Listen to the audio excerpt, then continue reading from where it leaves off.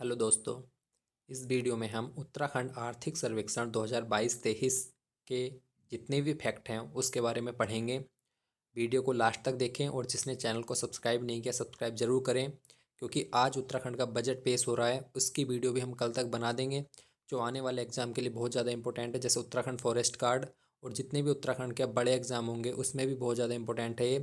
पूरे साल भर इससे जो है जितने भी एग्ज़ाम होंगे उसमें प्रश्न आएंगे, तो इसलिए इसको अच्छे से देखें।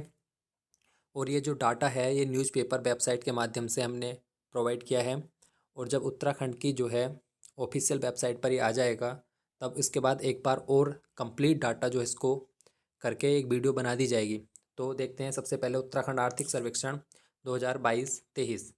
तो ये जो है विधानसभा सत्र के दूसरे दिन 14 मार्च 2023 को वित्त मंत्री प्रेमचंद अग्रवाल ने सदन पटल पर यह रिपोर्ट पेश की। तो किसने की? वित्त मंत्री प्रेमचंद अग्रवाल ने 14 मार्च 2023 को। इस बार जो है उत्तराखंड का बजट जो है 2022-23 का आर्थिक सर्वेक्षण जो है ये भराड़ीसैंण गैरसैंण चमोली जो है उत्तराखंड का द्वितीय विधानसभा भवन में ये पारित किया जा रहा है। तो इसके जो आंकड़े हैं वो देख लेते हैं। यहाँ से प्रश्न बनने की उम्मीद है। अर्थव्यवस्था का आकार जो है वो 3.02 लाख करोड़ होने की उम्मीद है, अनुमान है। तो जो अनुमान है वो 3 लाख के करोड़ जो है उससे ऊपर हमारी अर्थव्यवस्था का आकार इस बार हो सकता है। प्रति व्यक्ति आय जो है वो 2,33,000 का अनुमान इस बार है, जो 2021-22 में 2,05,840 से 10% ज़्यादा है। तो ये आंकड़े जो है इम्पोर्टेंट है कि कितने प्रतिशत ज़्यादा है, तो 10% ज़्यादा है। और 2021-22 में जो है अर्थव्यवस्था का आकार कितना था? 2,65,488, जो इस बार 3 लाख से ऊपर होने का अनुमान है। राज्य की विकास दर जो है 2021-22 में 7.05% थी, इस बार जो है 7.09% होने का अनुमान है। तो ये जो आंकड़े हैं यहाँ से प्रश्न बनने की उम्मीद है। अब थोड़ा और डाटा देख लेते हैं। प्रदेश में जो बेरोजगार हैं उनकी संख्या 8.68 लाख बेरोजगार हैं इस समय। ये उत्तराखंड का इकोनॉमिक सर्वे जो है उसमें ही बताया गया है। इस बार जो है 2022-23 वित्तीय वर्ष में 121 रोजगार मेले लगे हैं, जिसमें 9,278 बेरोजगारों ने भाग लिया और 2,299 को रोजगार मिला। वित्तीय वर्ष जो है वो 1 अप्रैल से 31 मार्च तक रहता है। ये भी प्रश्न आने की उम्मीद है, तो इसको भी आप अच्छे से समझ लें। राज्य में कुपोषित बच्चे कितने हैं? तो 6,499 कुपोषित बच्चे हैं, जो 2018-19 में 15,765 थे। तो लगभग 9,000 की इसमें कमी हुई है। आंगनवाड़ी केंद्र जो है 20,067 केंद्र इस समय वर्तमान में हैं। 5,303 नए भवन बनेंगे, इसकी भी जो है इकोनॉमिकल सर्वे में बताया गया है। 7.50 लाख रुपए प्रत्येक आंगनवाड़ी केंद्र के लिए दिए जाएंगे। 1260 मेगावाट की जल विद्युत परियोजनाओं का भी जो है कहा गया है। लखवाड़ जल विद्युत परियोजना 300 मेगावाट, किसौ 660 मेगावाट, जो उत्तराखंड और हिमाचल प्रदेश के बीच एएमयू साइन हो गए हैं उसके। किसौ जो टोंस नदी पर है। नंद प्रयाग परियोजना जो है 300 मेगावाट की। तो ये जो तीनों परियोजनाएं हैं इनकी भी मंजूरी मिल गई है।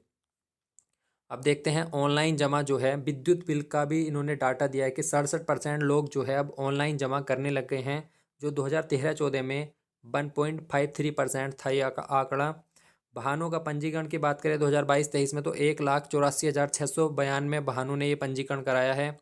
अटल आवास योजना की बात करें तो पर्वतीय क्षेत्र में 38,500 रुपये दिए जाते हैं, मैदानी क्षेत्र में जो है 35,000 रुपये इसके लिए दिए जाते हैं। 1 करोड़ लीटर पानी एकत्र जो है ये थोड़ा इकोनॉमी के सर्वे से हट क्या है क्वेश्चन। नैनीताल के सूपी गांव की रहने वाली बच्ची सिंह बिष्ट ने जो है 1 करोड़ लीटर पानी एकत्र किया है। तो ये भी इम्पोर्टेंट प्रश्न है। वैसे युवा आयोग युवा नीति का भी ढांचा तैयार किया है सरकार ने। अब एक युवा आयोग और एक युवा नीति बनेगी युवाओं के विकास के लिए। निकाय की बात करें, निकाय का इतिहास है। कुल जनसंख्या के 36.24% शहरी जनसंख्या इस समय वर्तमान में उत्तराखंड में है। 2001 में जो है 63 नगर निकाय थे, जिसमें 1 नगर निगम था, 31 नगर पालिका और 31 नगर पंचायत थी। 2011 में यह आंकड़ा 72 हो गया, जिसमें 6 नगर निगम हो गए, 28 नगर पालिका और 38 नगर पंचायत हो गई। वर्तमान में 102 हैं नगर निकाय, जिसमें 9 नगर निगम हैं, 42 नगर पालिका और 51 नगर पंचायत हैं। अभी हाल ही में श्रीनगर को नगर निगम बनाया है, उससे पहले ऋषिकेश कोटद्वार को 2017 में नगर निगम बनाया था। तो इस समय वर्तमान में हमारे 102 नगर निकाय हैं। ये जो है आंकड़ा उधम सिंह नगर अपनी कमाई का 102% खर्च करता है, मतलब सबसे ज़्यादा जो खर्च करता है उधम सिंह नगर नगर निगम पर खर्च करता है। उत्तराखंड में ओवरऑल देखें तो 82% खर्च ही नगर निकाय पर होता है। 2025 तक जो है उत्तराखंड को सर्वश्रेष्ठ राज्य करने का लक्ष्य घोषित किया गया। तो इंपॉर्टेंट प्रश्न है, पूछ लिया जाता है कि 2025 तक उत्तराखंड को सर्वश्रेष्ठ राज्य घोषित किया जाएगा। अब आर्थिक सर्वेक्षण रिपोर्ट में जो है थोड़ा टैक्स के बारे में पढ़ लेते हैं। केंद्रीय करों में राज्यों को 2022-23 में 9,130 करोड़ रुपए मिलने की उम्मीद है। केंद्रीय करों से मतलब जो केंद्रीय कर होते हैं उसमें से जैसे जीएसटी है, उसमें राज्य को कितने रुपए मिलेंगे? 9,130 करोड़ रुपए। राज्य की सकल प्राप्ति में 66% योगदान जो है वो व्यापार कर मूल्य वर्धित कर का है। तो ये भी इंपॉर्टेंट प्रश्न है कि पूछ लिया जाता है कि राज्य की कर में सबसे ज़्यादा कर की कौन से कर का योगदान है? तो वो है व्यापार कर मूल्य वर्धित कर, इसका 66% योगदान है। तो बहुत इंपॉर्टेंट प्रश्न है। राज्य गठन से दिसंबर 2022 तक 56% बढ़ा है। क्या बढ़ा है? हमारा कर, राजस्व कर जो है वो कितना बढ़ा है? 9,327 करोड़ रुपए टोटल हो गया है, जिसमें जीएसटी के अंतर्गत कितनी है और जीएसटी के बाहर कितनी है? तो जीएसटी के अंतर्गत जो है 7,418 करोड़ है, जिसमें विगत वर्ष में जो है विगत वर्ष से 11% की कमी हुई है। जबकि जीएसटी से जो बाहर की वस्तुएं हैं उसमें 1,909 करोड़ रुपए का हुआ है, जो विगत वर्ष से 13% अधिक है। अगर ओवरऑल देखें तो 9,327 करोड़ का हुआ है, जो ओवरऑल देखें तो 7% की हमारी कमी हुई है। जो राजस्व कर है हमारा जीएसटी के अंतर्गत और जीएसटी से बाहर दोनों का मिला के, उसमें 7% की कमी हुई है। जबकि जीएसटी के अंतर्गत जो वस्तुएं हैं उन पे 11% की कमी हुई है और जो जीएसटी से बाहर की वस्तुएं हैं उसमें 13% की वृद्धि हुई है। तो ओवरऑल जो है वो हमारा 7% की कमी हुई है। 9,327 करोड़ का हमें राजस्व प्राप्त हुआ है 2022-23 में। अगर IGST की बात करें तो 1,860 करोड़ है, जो हमारा केंद्र और राज्य दोनों का मिला के होता है। तो 1,860 करोड़ है, जो 39% अधिक है विगत वर्ष से। ये भी इम्पोर्टेंट है। स्टाम्प एवं निबंधन विभाग जो है उसका राजस्व कितना प्राप्त हुआ है? 1,454 करोड़, जो विगत वर्ष से 34% अधिक है। अभी अब देख लेते हैं कि जो जीएसटी है उससे बाहर कौन कौन सी वस्तुएं हैं। पेट्रोलियम प्रोडक्ट जो हैं, पेट्रोलियम से जितनी भी चीज़ बनाई जाती हैं वो हो गए, नेचुरल गैस हो गई, शराब, ये जो है जीएसटी से बाहर रखी गई हैं। तो इनसे जो हमें 1,909 करोड़ रुपए इस बार प्राप्त हुए हैं। अगर राज्य में मसाले की बात करें तो राज्य में मसाले जो हैं, पहला अदरक है, दूसरा हल्दी, तीसरा लहसुन। उत्तराखंड राज्य में सीपीआई संयुक्त तैयार करने हेतु 6 उप समूहों में वर्गीकृत करते हुए भारित किया गया है। मतलब जितनी भी वस्तुएं हैं उनको 6 भागों में बांटा है उपभोक्ता मूल्य सूचकांक के लिए, जिससे मुद्रास्फीति हम ज्ञात कर सकते हैं। तो इसको 6 भागों में सबसे ज़्यादा जो है खाद्य एवं पेय पदार्थ है, इसका भारित कितना है? 45%। पान तंबाकू मादक जो है 2.38%, कपड़े जूते 6.53%, आवास जो है वो 10.07%, ईंधन और प्रकाश 6.84% और अन्य जो है वो 28.32%। तो सबसे ज़्यादा कौन सा है? खाद्य एवं पेय पदार्थ भारित है, जिस पे जो है सबसे ज़्यादा उपभोक्ता मूल्य सूचकांक होता है। अगला देख लेते हैं, अर्थव्यवस्था में योगदान। ये भी इंपॉर्टेंट प्रश्न है, यहाँ से हर बार प्रश्न आ रहा है। तो इस बार जो है राज्य की उसमें देखें तो प्राथमिक में 12.36% है, जबकि देश की अपेक्षा में 20.96% है। तो हमारे राज्य में कृषि का रोल कम है, क्योंकि हमारी जो भौगोलिक स्थिति है वह अधिकतर पर्वतीय है, वहाँ पे कृषि करना थोड़ा मुश्किल है, तो इसलिए यहाँ पे कृषि का थोड़ा रोल कम है। द्वितीयक की बात करें तो 46%, सबसे ज़्यादा औद्योगिक का है। ये प्रश्न भी पूछा जाता है एग्जाम में कि कौन से क्षेत्र का उत्तराखंड में सर्वाधिक योगदान है? तो द्वितीयक क्षेत्र का सर्वाधिक योगदान है। तृतीयक क्षेत्र जो सेवाएं होती हैं 41.43% उनका योगदान है। अगर देश की दृष्टि से देखा जाए तो सबसे ज़्यादा सेवाओं का योगदान है तृतीयक क्षेत्र का है, उसके बाद द्वितीयक, उसके बाद प्राथमिक। लेकिन हमारे उत्तराखंड में जो है वो द्वितीयक क्षेत्र का सर्वाधिक योगदान है। अब इसमें ये देख लेते हैं कि प्राथमिक क्षेत्र में क्या क्या चीज़ आती है। यहाँ से प्रश्न बनता है, ये लोअर पीसीएस के प्री में आया हुआ था। कृषि, पशुपालन, वानिकी लट्ठा बनाना, मत्स्य पालन, खनन तथा उत्खनन, ये प्राथमिक क्षेत्र के फैक्ट हैं। द्वितीयक में विनिर्माण, विद्युत, गैस, जलापूर्ति और निर्माण, ये द्वितीयक क्षेत्र के फैक्ट हैं। तृतीयक क्षेत्र में जो सेवाएं हमारी परिवहन सेवाएं, व्यापार, वित्तीय सेवाएं, स्थावर संपदा, आवास और लोक प्रशासन और अन्य सेवाएं। अगर याद करने का थोड़ा देखें इसमें तो ये प्राथमिक क्षेत्र होते हैं, इसी पर जो है द्वितीय क्षेत्र निर्भर करता है। और ये हमारी जो है द्वितीय क्षेत्र की जो सेवाएं हैं, जैसे परिवहन हो गया, व्यापार, होटल, ये सेवाएं में आता है। तो ये हमारे तीनों क्षेत्र में डिवाइडेड है। और उत्तराखंड में सबसे ज़्यादा रोल जो है वो द्वितीयक क्षेत्र का है, जबकि देश में तृतीयक क्षेत्र का सबसे ज़्यादा रोल है।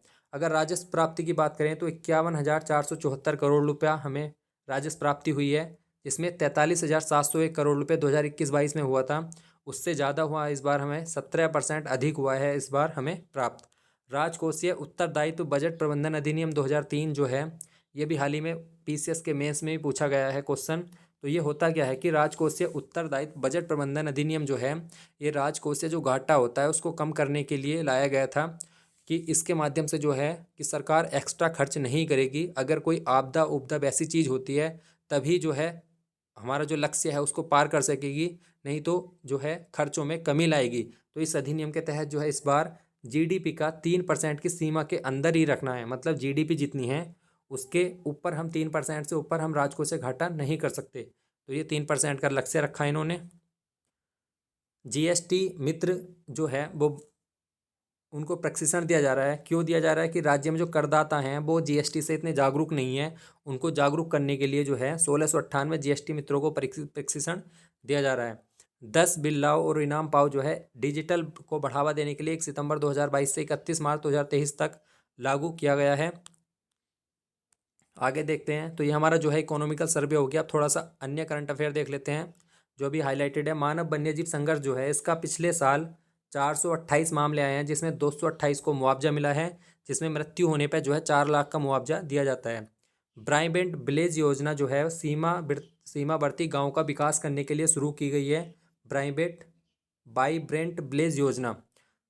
अगला है, राज्य में पिथौरागढ़ हवाई अड्डे का विकास वायुसेना करेगी। बहुत इंपॉर्टेंट प्रश्न है, आने वाले एग्जाम में आपको जरूर मिल सकता है। राज्य में पिथौरागढ़ जो हवाई अड्डा है उसका विकास अब वायुसेना करेगी। और ये भी इंपॉर्टेंट है, जो वायुसेना का 3 दिवसीय हवाई अभ्यास हो रहा है वो कहाँ पे हो रहा है अभी? चिन्यालीसोड़ हवाई अड्डे पे, ये उत्तरकाशी में है। रेलवे ने 100% विद्युतीकरण किया। उत्तराखंड में जो समूचे ब्रॉड गेज है, ब्रॉड गेज क्या होती है? 1.676 जो होती है, जो रेलवे लाइन है उसकी चौड़ाई होती है ये। एक होता है मीटर गेज जिसकी चौड़ाई 1 मीटर होती है, और एक होता है नैरो गेज जिसका शायद 0.67 की समथिंग होती है वो थोड़ा। तो ब्रॉड गेज जो होती है वो 1.67 है। इसका जो पूरा रेलवे नेटवर्क है हमारे उत्तराखंड में वो कितना है? वो है 347 किलोमीटर का। उसको पूरा विद्युतीकरण कर दिया है रेलवे ने। और ये जो है उत्तर और उत्तर पूर्वी रेलवे नेटवर्क के अधिकार में आता है। आगे बात करें तो प्रदेश का पहला ट्रिपल आईटी जो है वो चंपावत में है, बनेगा। नकल विरोधी कानून अध्यादेश सहित 6 विधेयक जो है कल मतलब उसमें सदन में पेश किए गए। ऑस्कर पुरस्कार की बात करें तो ये तो आना ही आना है, अगले वाले एग्जाम में आपको पक्का करना है। बेस्ट ओरिजिनल सॉन्ग का जो है नाटू नाटू को मिला है आरआर मूवी के लिए। बेस्ट डॉक्यूमेंट्री शॉर्ट फिल्म जो है वो द एलिफेंट विस्पर्स के लिए मिला है। तो जो इसके निर्देशक हैं और जो गीतकार हैं उनको हम जब नेशनल का करंट अफेयर कराएंगे तो उसमें हम इसको अच्छे से करेंगे। इसलिए लिखा हुआ है क्योंकि पौड़ी के जो नौगांव खाल के निवासी हैं करण थपलियाल, वो द एलिफेंट विस्पर्स में जो है वो सिनेमेटोग्राफर थे। तो ये इसलिए इम्पोर्टेंट हो जाता है, यहाँ से भी प्रश्न आ सकता है इनके बारे में, क्योंकि ये बहुत ही गर्व की बात है हमारे भारत के लिए। तो यहाँ से जो प्रश्न बनना आ सकता है, इसलिए इसको लिखना ज़रूरी था। करण थपलियाल जो है इस मूवी में सिनेमेटोग्राफर थे, तो ये इम्पोर्टेंट है। तो ये जो है हमारा उत्तराखंड का आर्थिक सर्वे था।